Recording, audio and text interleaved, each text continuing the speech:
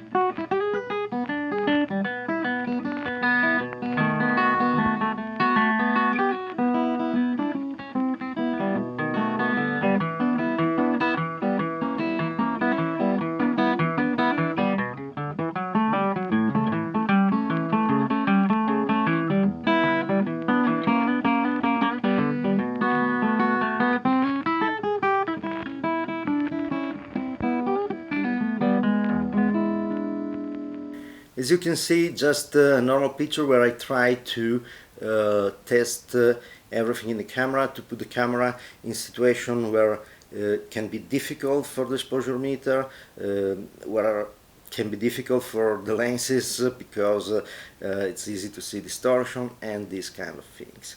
And I have to say that I'm really enjoying this camera for many reasons. One is the image quality that comes out, that is it's very good with the sensor. The dynamic range is quite impressive, and it's really great quality overall. But most of all, I like the ergonomy of this camera, the solidity of the camera. This is something that is absolutely fantastic. Something that I really like is the selector on the top that you can use to select the ISO and other functions with this wheel. And this is just great because you don't have to go inside the menus every time just to select the principal thing you want. I love the 5 users settings, so you can set up the camera in different mode, in 5 different modes that you really like, and use your user settings, so you're sure that the camera is back to the setting that you liked and you wanted for the shooting. So this is another great feature of the camera. And overall is absolutely an amazing camera to use.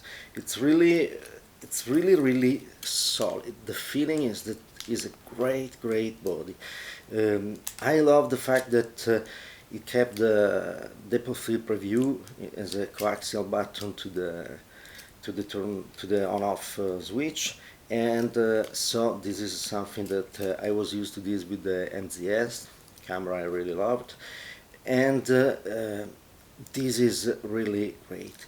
Something that I really enjoyed about this camera is, first of all, this LCD, this system is absolutely great. And I have to say that yes, it's not this full swinging, you cannot do selfies, but this is absolutely solid. This is absolutely fantastic because you can really keep the camera from this. It's not it's so sturdy that you can use it without worrying too much what you are doing with your LCD. So that's something that I really appreciated, and I really love the system, and I hope that Pentax will keep it on future cameras. It's something that is different from all the other cameras, and it's something that I really enjoy and like. The weather sealing on this is impressive, and really just to open the different cover for example here the DCN and similar, you see that it's very solid built, and it's very weather sealed and weather resistant. So this is kind of great. So my first impressions are really good. By the way, I love on the ergonomy things like the button here for the IF mode. That is very simple. You click here and move the wheel and you select the different IF mode without going into the menus. Something that was absolutely fantastic when I tried it. As I said, I wanted to try the Astro Tracer. There's an image in the slideshow. Maybe that I sure need to learn much more about that, but once you know how it works, it's really fantastic. And something that I really appreciated was this light button. When you turn this on and the LCD is on, the light to change the lens is on. This LED is absolutely fantastic.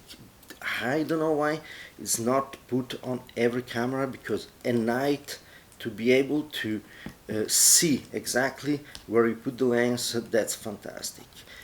Yes, I still prefer to have all my lenses with this little notch here, so I can use my feelings and my fingers to alienate the lens to the body of the camera, but it's really nice to have this LED that lights the camera. And by the way, the LED has also these features on the back that if you turn it on, you see that there are LED that lights up all the back of the camera, all the buttons and everything in the back of the camera, and that's another great feature for when you shoot at night or in any dark situation. Something that was loved at first sight was the viewfinder.